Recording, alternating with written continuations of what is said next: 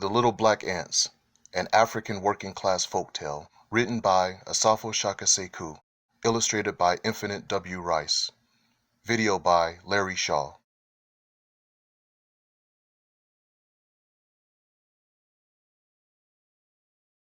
A PISB publication.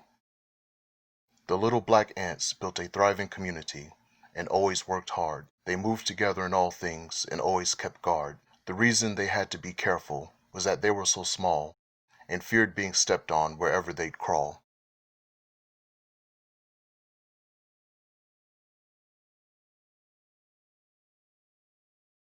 No ant went lacking. The colony was organized so well.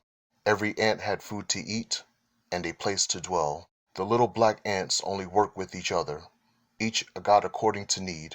One ant would till the land, another would plant the seed. Some would hunt for food, others stashed it for safekeeping. Some would chop down wood, others stood guard while their neighbors were sleeping.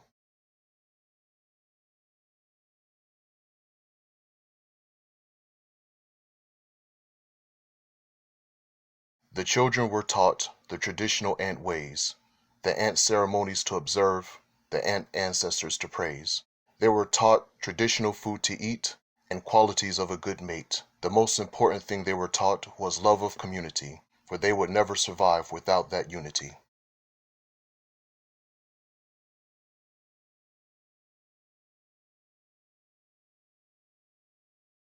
However, a threat was on the way they knew little of at the time, a trouble that would jeopardize an existence so sublime. That threat was an evil white elephant so massive in size. He destroyed many other communities in his plan to rise.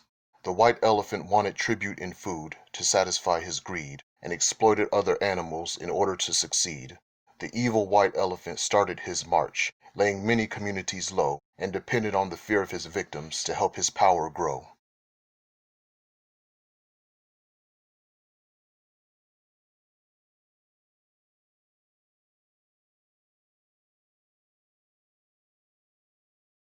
The elephant was heading their way.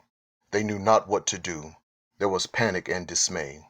"We should pack our things and run," many said out of fear. But the ant elders warned them not to abandon what they hold so dear. The elders screamed, "How will we teach our children about wrong and right if we run away rather than stay and fight? We have been here since the beginning of time. To rob our children of this heritage would surely be a crime."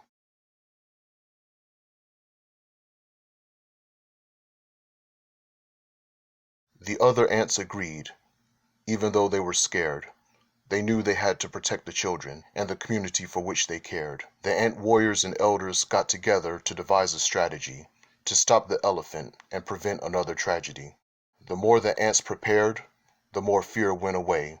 They found guidance from the elders and the ancestors when they'd pray.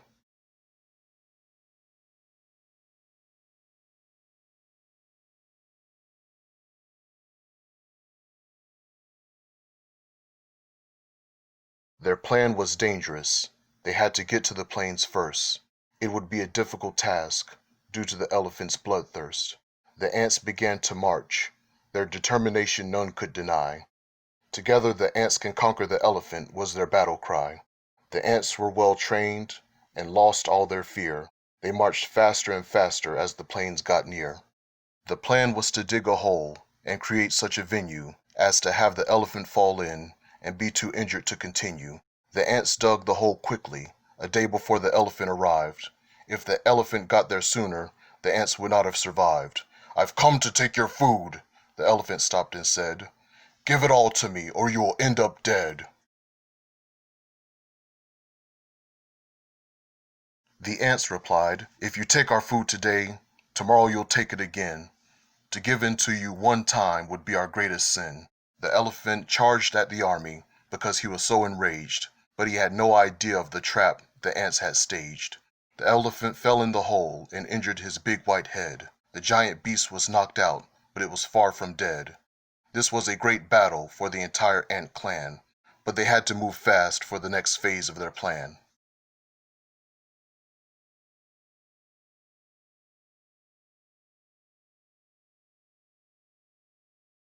It involved taking position on a mountain that the elephant had to pass. before he could get to the colony and devastate the ants en masse. The plan was to push boulders down on the elephant like rain. They would knock him down and he'd be discouraged by the pain. When the elephants got to the base of the mountain, his evil rage was growing. The ants saw in his face the greed to keep going. The elephant began climbing up the mountain towards the top. But the ants would push down the boulder that would temporarily make him stop.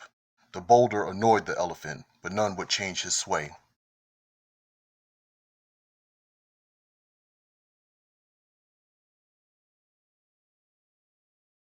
The ants prayed their last boulder would help them save the day. With the help of their ancestors, the last boulder hit the elephant's head. Though it knocked him down the mountain, he was far from dead.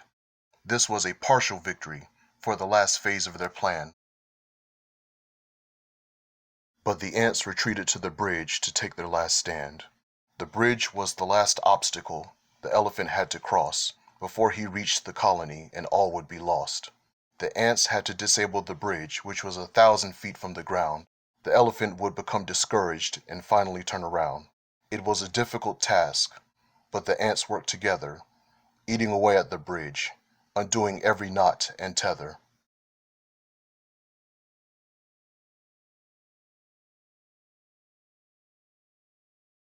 The elephant arrived too soon, and the ants were not done. They were determined to defeat the elephant, so they did not run. The elephant yelled, "When I get to your colony, I will destroy all. I will stomp on your houses, whether big or small." The ants said to each other, "We must never give in. Surrendering to the elephant would be our greatest sin. Together the ants will conquer the elephant. Our ancestors gave us the element. Together the ants will conquer the elephant." Many ants then jumped on the elephant, crawling up his trunk and stinging his eyes, buying the other ants more time by risking their lives.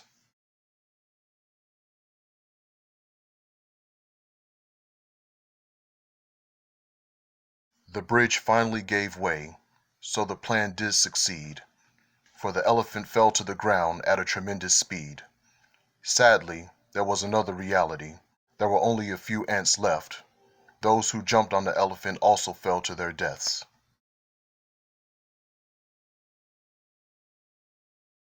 The survivors returned home and told the colony the story of the fallen ant warriors' courage, martyrdom, and glory. The cultural legacy survived, and the colony was saved.